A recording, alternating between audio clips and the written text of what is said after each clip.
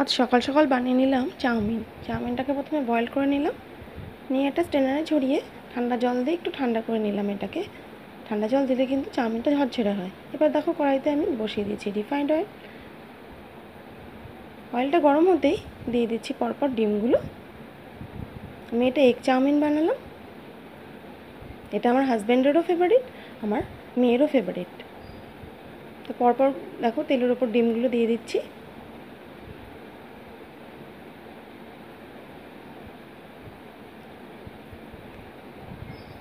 একটু সামান্য নুন অ্যাড করে দিলাম। ডিমটাকে এবার ভালো মতো ভেজে নিচ্ছি। দেখো ডিমটা ভাজা হতেই দিয়ে দিচ্ছি পেঁয়াজ লঙ্কা কুচি, দিয়ে ভালো মতো পেঁয়াজটাকে ডিমের সাথে ভালো করে ভেজে নিচ্ছি। সামান্য একটু নুনও কিন্তু দিয়ে দিলাম।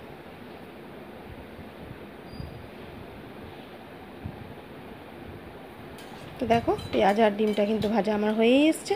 এবার আমি সেদ্ধ করে রাখা চাউমিনটা দিয়ে মোটামুটি এটাকে ভালো করে একটু ভেজে নিলাম।